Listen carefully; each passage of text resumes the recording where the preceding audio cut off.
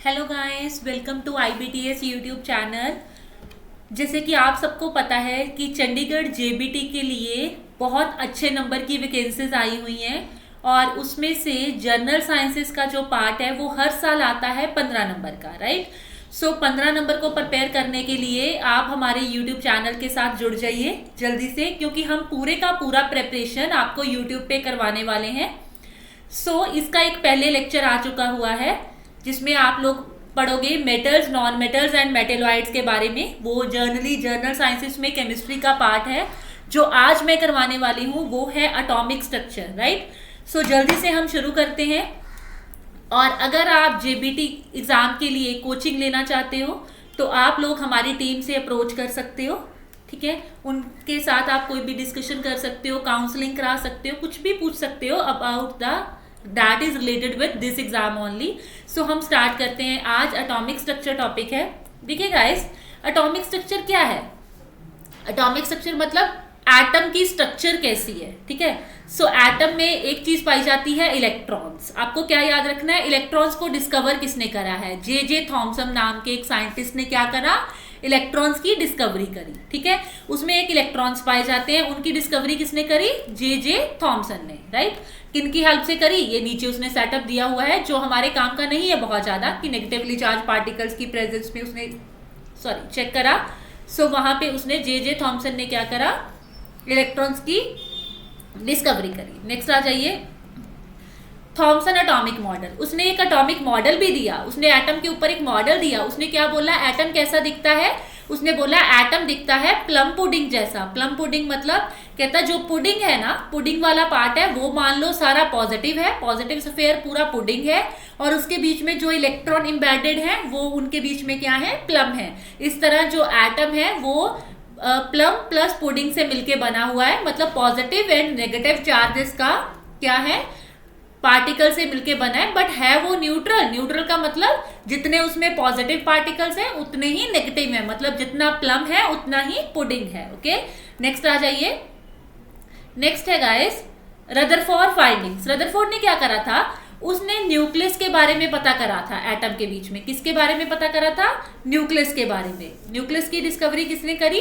Rutherford ने, ठीक है। उसने क्या बताया था? उसने बोला था कि न्यूक्लियस क्या है? स्मॉल है, वो एक छोटा सा पार्टिकल है, वो डेंस भी है। डेंस मतलब वो जैसे बीच में है, सेंटर में है, तो उसका कोई मास है, मतलब वो बहुत डेंस है, उसके बीच में रे पास नहीं होती। देखो डिफ्लेक्ट हो रही थी कुछ रे, कुछ बहुत ज्यादा डिफ्लेक्ट हो रही थी, राइट। और उसने क्या बोला था? न्यूक्लियस पॉजिटिव है। दैट मीन्स न्यूक्लियस के बीच में कोई नेगेटिव चार्ज तो नहीं है, वो पॉजिटिव है। फिर बाद में पता चला कि जो न्यूक्लियस है वो प्रोटॉन्स प्लस न्यूट्रॉन्स का कॉम्बिनेशन है। Protons are positively charge and neutrons having no charge. यहाँ पे बताया गया है इलेक्ट्रॉन्स के ऊपर -1 चार्ज होता है।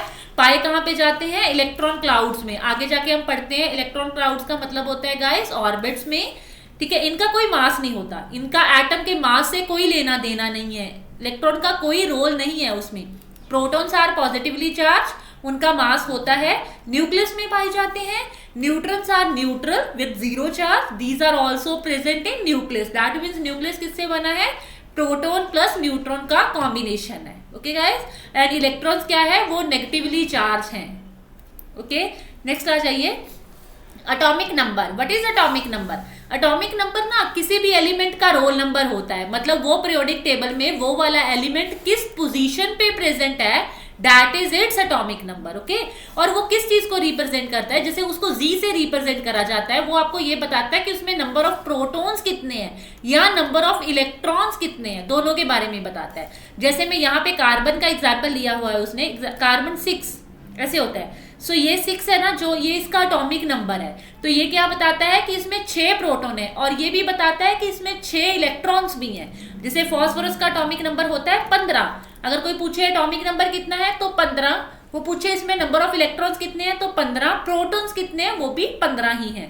In the same way gold जिसका AU होता है सिंबल, उसमें 79 है उसका एटॉमिक नंबर। मतलब क्या हुआ? 79 ही प्रोटॉन्स हैं और 79 ही इलेक्ट्रॉन्स हैं। आगे आ जाइए, मास नंबर जिसको कैपिटल A से रिप्रेजेंट करा जाता है, ये हमें बताता है बच्चे number of protons and neutrons, ठीक है। सम ऑफ प्रोटॉन्स एंड न्यूट्रॉन्स होता है कौन?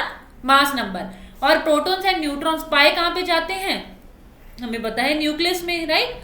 सो जैसे यहाँ पे देखिए ऑक्सीजन का वो कहता है मास नंबर 18 है, जैसे ऑक्सीजन का ये आइसोटोप दिया हुआ 16 भी होता है 18 भी होता है, ओके। सो यहाँ पे आपको पता है ऑक्सीजन 8 18 होता है, ये तो हो गया नंबर ऑफ इलेक्ट्रॉन्स कितने हैं, यहाँ प्रोटॉन्स कितने हैं, 18 क्या हो गया, 18 है मास नंबर कितना है। और अगर देखो प्रोटॉन 8 क्योंकि एटॉमिक नंबर 8 है, इलेक्ट्रॉन भी 8 क्योंकि एटॉमिक नंबर 8 है, लेकिन न्यूट्रॉन्स कितने हैं, न्यूट्रॉन्स क्या होता है, mass number protons plus neutron का सम होता है। अगर मास नंबर 18 दिया हुआ है, प्रोटॉन हमें पता है 8 है, तो न्यूट्रॉन ऑटोमेटिकली क्या होंगे बेटा 10 होंगे ना, तो न्यूट्रॉन कितने हैं 10 हैं, okay. In the same way arsenic, arsenic के लिए देखो उसने कितना अच्छे से बताया हुआ है, प्रोटॉन 33 मतलब एटॉमिक नंबर 33 और मास नंबर 75, ओके। प्रोटॉन 33 क्यों, एटॉमिक नंबर 33, एटॉमिक नंबर 33 मतलब इलेक्ट्रॉन्स भी 33, लेकिन न्यूट्रॉन्स निकालने के लिए 75 में से 33 को क्या करना पड़ेगा minus, so 42। In the same way phosphorus के केस में एटॉमिक नंबर 15, मास नंबर जिसको एटॉमिक मास भी बोला जाता है, ओके, एटॉमिक मास भी बोल सकता है वो, कंफ्यूज नहीं होने का इसमें। सो यहाँ पे 31 बोला है, 15 प्रोटॉन्स 15 इलेक्ट्रॉन्स भी 15, लेकिन 31 में से 15 गए तो कितने आ गए 16। सो न्यूट्रॉन्स कितने हैं बेटा 16 है यहाँ पे, ओके। नेक्स्ट आ जाइए, द टर्म इज आइसोटोप, देखो डेफिनेशन पढ़ो अच्छे से। आइसोटोप्स क्या होती है, atoms of same element, the first condition is element should be same having different masses due to varying number of neutrons, ठीक है। मास डिफरेंट होना चाहिए, मास डिफरेंट कब होएगा, जब नंबर ऑफ न्यूट्रॉन्स वेरी करेंगे। जैसे पहला देखिए हाइड्रोजन, हाइड्रोजन का जनरली एटॉमिक नंबर भी 1 होता है, मास नंबर भी 1 होता है, दैट मीन्स यहाँ पे नंबर ऑफ प्रोटॉन्स कितने हैं 0 है ना, तभी वो तो सॉरी नंबर ऑफ न्यूट्रॉन्स कितने हैं 0 है इस केस में। लेकिन यहाँ पे जो ड्यूट्रियम सेकंड वाला है, इसमें हाइड्रोजन का एटॉमिक नंबर तो 1 है, लेकिन मास क्या है 2 है, 2 हुआ तो 2 - 1 मतलब 1, तो न्यूट्रॉन कितना हो गया 1, यहाँ पे हो गया 3, 3 - 1 मतलब 2, तो न्यूट्रॉन 2। देखो न्यूट्रॉन वेरी कर रहे हैं, so that's why mass number भी वेरी कर रहा है। प्रोटिनियम, ड्यूट्रियम एंड ट्रीटियम, ये हाइड्रोजन के 3 आइसोटोप्स हैं। समटाइम ऐसा क्वेश्चन पूछा जाता है कि हाइड्रोजन का कौन सा आइसोटोप है जिसके पास न्यूट्रॉन ही नहीं है, दैट इज प्रोटिनियम विद 0। कई बार ऐसा पूछ लिया जाता है कौन सा एलिमेंट है जिसके पास न्यूट्रॉन नहीं होता, वो हाइड्रोजन होता है, ओके। सो आप लोग याद रखोगे। नेक्स्ट आ जाइए बेटा आइसोबार, नेक्स्ट क्या है आइसोबार, वो कहता है एटम्स ऑफ डिफरेंट एलिमेंट। अब यहाँ पे कंडीशन है एलिमेंट डिफरेंट, वहां पे कंडीशन थी एलिमेंट शुड बी सेम। सो मैंने 2 डिफरेंट एलिमेंट चूज कर लिए, कैल्शियम एक आर्गन है with different atomic number different है, which has same mass number, पर उनका मास नंबर सेम है 40 और 40 देखिए। सो ये दोनों क्या हो गए एक दूसरे के आइसोबार्स हो गए, ठीक है। एटॉमिक नीचे वाला सेम है लेकिन ऊपर, वहां पे क्या था नीचे वाला, यहाँ पे नीचे वाला डिफरेंट है ऊपर वाला सेम है, लेकिन वहां पे क्या था नीचे वाला सेम था ऊपर वाला डिफरेंट था, ठीक है। नेक्स्ट आ गया बोहर। बोहर ने क्या बताया, देखो बोहर ने जितने भी रदरफोर्ड की कमियां रही ना उन सबको पूरा करने की कोशिश करी। उसने क्या कहा, कहता सेंटर में एलिमेंट के किसी भी एटम के सेंटर में न्यूक्लियस होता है, न्यूक्लियस के बारे में रदरफोर्ड ने बता दिया था कि वो क्या चीज है, किससे बना है। उसके अराउंड वो कहता है ऐसे एनर्जी लेवल्स घूमते हैं जिनके बीच में क्या होते हैं इलेक्ट्रॉन्स होते हैं, ठीक है। इनके बीच में क्या घूमते हैं इलेक्ट्रॉन्स घूमते हैं, इनको उसने एनर्जी लेवल बोला, शेल बोला, ऑर्बिट बोला, आप कुछ भी बोलो, शेल बोलो, एनर्जी लेवल बोलो गाइस, या ऑर्बिट्स बोलो, कुछ भी चलेगा, ओके। एंड इलेक्ट्रॉन इमिट और absorb energy when it jump from one orbit to another orbit. And देखो इनका शेल जैसे पहले दूसरा तीसरा अगले इसमें देखते हैं, देखो बनाया हुआ है ना न्यूक्लियस, उसके अराउंड ये पहला शेल बनाया हुआ है, ओके। सो नंबर क्या दिया हुआ है 1 2 3 4 and on the other side जैसे first second third fourth shell है ना, तो इनका ऐसे भी शुरू होता है KLMN up to so on, ठीक है। सो ऑर्बिट्स क्या होते हैं अभी हमने बात कर ली, orbits are energy shell surrounding the nucleus in which electron revolve, जिनमें इलेक्ट्रॉन घूमते हैं। लेकिन बोहर और बरी 2 साइंटिस्ट थे जिन्होंने ये बताया था। आपसे ये क्वेश्चन पूछा जा सकता है, जैसे उसने आपसे पूछना है M शेल में कितने इलेक्ट्रॉन आ सकते हैं ज्यादा से ज्यादा, क्या पूछना है M शेल में ज्यादा से ज्यादा कितने इलेक्ट्रॉन आ सकते हैं। गाइस आपने फॉर्मूला लगाना है 2n का स्क्वायर, यहाँ पे लिखा हुआ है। n is number of shell, तो आपको सबसे पहले तो पता होना चाहिए m कौन से नंबर का शेल है 3। सो आपने n का वैल्यू 3 पुट करना है तो आपका आंसर आ जाएगा 18। आप बोलोगे उसमें मैक्सिमम 18 इलेक्ट्रॉन्स आ सकते हैं। जरूरी नहीं है कि वो हमेशा KLMN से ही पूछे, वो सीधा भी पूछ सकता है कि how many maximum electrons will can be present in n shell या l शेल या k शेल या m शेल और एनीथिंग एल्स, है ना। सो वो किसी भी शेल के बारे में पूछ सकता है, या पूछ सकता है in third shell, in fourth, in fifth, कुछ भी। ओके, सो सीधा भी पूछ सकता है। तो आपको फॉर्मूला याद रखना है 2n का स्क्वायर और अप्लाई करना है। ओके गाइस, नेक्स्ट आ जाइए। वैलेंसी। वैलेंसी क्या होता है? कोई भी जो एलिमेंट होता है उसकी जो कंबाइनिंग कैपेसिटी होती है। कोई भी जो एलिमेंट है ना, जैसे ऑक्सीजन है, सोडियम है, नाइट्रोजन है, व्हाटएवर, वो किसी और के साथ बॉन्ड बनाता है, किसी और के साथ मिलता है। मिलने के लिए वो क्या करता है, या तो इलेक्ट्रॉन लूज करता है या गेन करता है। ठीक है, वो लूज गेन करता है जितना, वो उसका क्या होती है, valency. What is valency? combining capacity of atom or their tendency to react or form molecule with atom of same or different element। अपने जैसे O2 होता है, वहां पे एक ऑक्सीजन दूसरे ऑक्सीजन के साथ बॉन्ड बनाता है ना। से अपने जैसे या किसी और के साथ जो बॉन्ड बनाने की कैपेबिलिटी है, दैट इज कॉल्ड वैलेंसी। ठीक है, और कहते हैं बहुत सारे ऐसे एलिमेंट्स होते हैं जिनकी वैलेंसी क्या होती है, जीरो होती है, मतलब उनकी कंबाइनिंग कैपेसिटी जीरो होती है। वो कौन से होते हैं?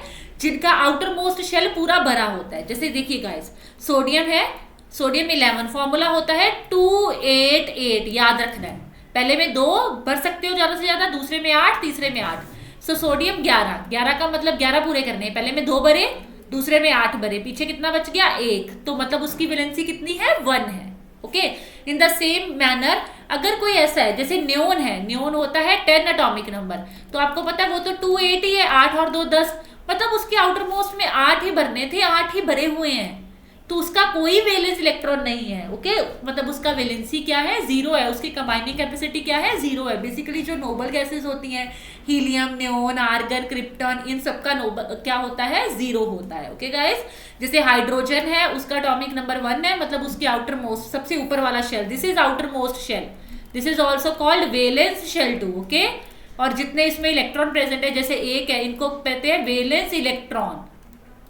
ओके गाइस, यहाँ पे मैग्नीशियम के बारे में बताया हुआ है, magnesium is 2, so it can easily lose 2 electron and attain stability. ठीक है, स्टेबिलिटी मतलब किसी और के साथ जुड़ के एक स्टेबल कंपाउंड बना सकता है। ठीक है, ये था गाइस हमारा टॉपिक आज का, एटॉमिक स्ट्रक्चर। देखो कितना सिंपल टॉपिक था। ठीक है, ऐसे सीधे सीधे सिंपल सिंपल क्वेश्चन पूछे जाने हैं, और नंबर है पूरे 15 नंबर की साइंसेस आने वाली हैं। ओके, और आपको पता है कि जेबीटी की वैकेंसीज आ गई हुई हैं। उसके लिए अगर आप ऑनलाइन ऑफलाइन कोई भी कोचिंग लेना चाहते हो, सारे के सारे सब्जेक्ट्स आपको कवर कराए जाएंगे। और किसी भी आप टीचिंग एग्जाम के लिए प्रिपेयर कर रहे हो, लाइक अगर आप कोई यूजीसी या CSIR नेट के लिए पढ़ रहे हो गाइस, ओके, या आप मास्टर कैडर के लिए, या master cadre is Punjab level TGT, right, या फिर आप HP का टैट, जिसको HP कमीशन बोलते हैं, हरियाणा के लिए, या किसी के लिए भी TGT एग्जाम या PGT एग्जाम के लिए प्रिपेयर कर रहे हो, तो आप लोग हमारी टीम से अप्रोच कर सकते हो। यहाँ पे नंबर दिया हुआ है। और अगर आपको किसी भी सब्जेक्ट के या किसी भी पेपर के बारे में प्रॉपर इन्फॉर्मेशन चाहिए, लाइक कि वो पेपर कैसा होता है, उसका पैटर्न कैसा होता है, तो आप हमारी टीम से काउंसलिंग भी ले सकते हो। वहाँ पे आपको प्रॉपर बताया जाता है कि पेपर कैसा है। तो जल्दी से अपना टीचर बनने का सपना पूरा कीजिए और हमारी टीम से अप्रोच कीजिए। अब आगे मिलते हैं किसी और अच्छी सी वीडियो के साथ। Thank you.